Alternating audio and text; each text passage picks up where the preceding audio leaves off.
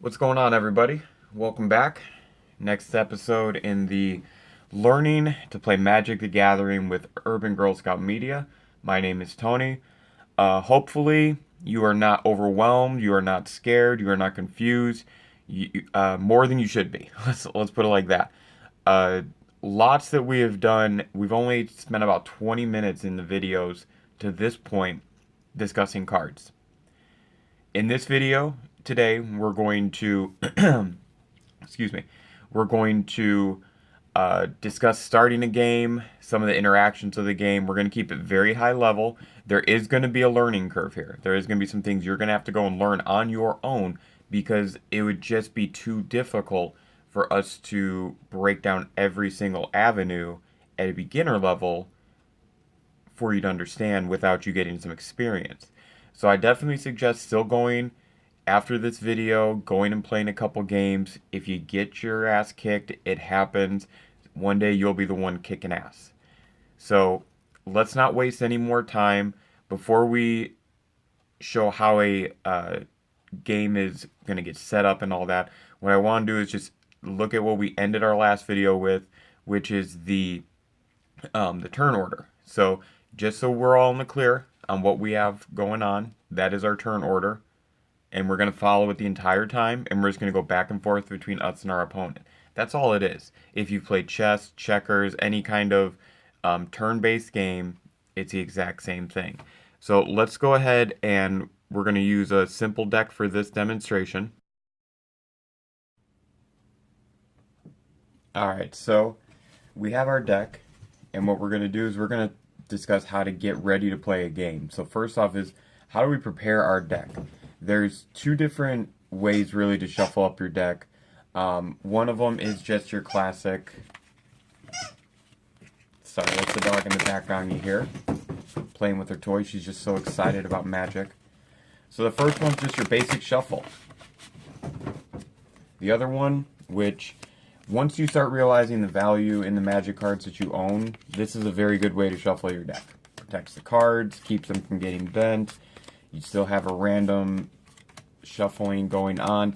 It does take a little bit longer, but again, once you get a little bit deeper into the game, you realize, hey, some of those cards are worth some money. You don't want to just be shuffling them up like crazy and possibly bending them. You can see even some of these cards have some wear and tear on them, like this card versus this one. It's a little bit more faded. Odds are the card's a little bit older, it's been around longer, so on and so forth. But really, as soon as you're done shuffling, just take your piles and get them together. The next step, after you are done shuffling, you're going to draw your hand. Your starting hand, which consists of 7 cards. And we'll stop right there. So like I said, I wanted to stop for a moment and talk about our starting hand. First off, your starting hand's always kept concealed. I have it laid out here so you can look at it and see what we have. As a beginner and a newer player, we're going to go for a little bit more of a friendlier starting hand that we want to keep. Okay? Starting out, you do get one free mulligan at most places, where if you don't like it, you can either shuffle up and take a new 7 or shuffle up and take a new 6. My suggestions, a few things. First, and there's several schools of thought on starting hands. We're just going to keep it basic.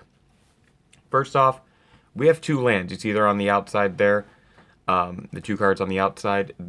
We're going to keep that. 2 lands is very good because if you look at the rest of the cards, we have the Glistener Elf there in the dead middle, and then the Spore Frog, which is the second to last card to the right, are both 1-cost cards that we'll be able to play right away. The card between them, Elvish Visionary, costs 2, so we'll be able to play that right away. Really starting out, what you want to do as a newer player, you want to be able to play something in your first, second, or third turn to get yourself something on the board. You're gonna feel better knowing that you're at least able to play cards. You're not going to want to sit back and try and create a lot of strategy starting out until you get used to the flow of the game. But regardless, this is a hand I would keep. It's very playable. There's some exciting cards in it that could help me turn the game quickly. So let's go through and let's actually start a turn and see how we would use this hand going through that turn. So we have our hand that we're going to start the game with. Remember, we're going to keep this hand private so that our opponents can't see it. Right now what we're going to do is I'm going to show you how to start each turn so that you can at least get into your turn. So it is my turn. I'm going to draw my card because I have no permanents on tap. And then I'm going to go into my main phase. So during your main phase, you play your permanents like artifacts, enchantments, creatures, planeswalkers, and lands.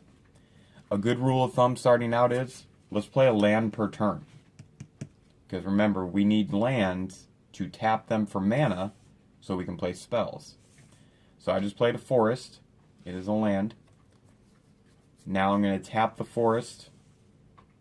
I'm tapping that land to produce 1 green mana. With that 1 green mana, I'm going to play this creature, Spore Frog, which costs 1 green to cast. So let's go to our next turn. So we've played a creature, we've completed our first turn, we passed the turn, our opponent's done, it comes back to us. So right now, that is the basic structure of the game. I take a turn, you take a turn, it goes back and forth. Let's get back to, it's the start of our next turn. So what do we need to do? We need to untap all of our permanents that are tapped. We need to draw a card. And then if there's anything that needs to take place at the beginning of the turn in our upkeep, like we talked about in previous videos, we'll review it then. Let's go ahead and see what we have in our hand. So I'm going to play a land for the turn. Now I have 2 lands. So I'm going to tap both of these for 2 green mana, because that's what this produces. I'm going to go ahead and play Elvish Visionary.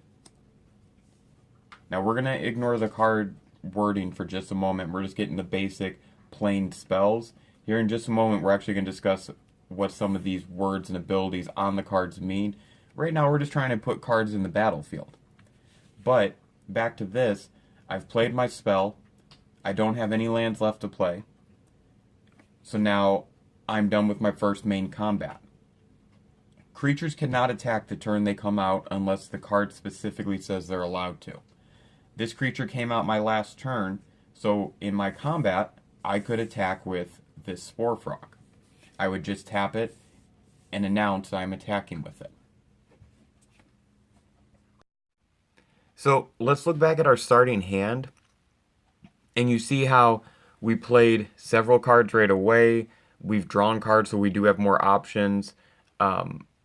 So it's a very fluid hand when you look at it going back.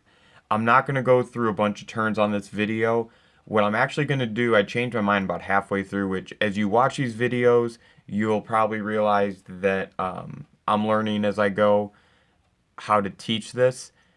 We're going to make an entire video, this next video I'm going to upload after this, which I'm going to start working on as soon as I'm done here, on combat and what some of those card abilities are. We're going to actually take some of the stuff from lesson 2 that we're going to go, or the 200 level, and we're going to just bring it into here, and we're just going to mash it all together, because honestly, if you followed to this point, you know what's going on, you have a pretty good understanding, and someone's probably talked to you as well.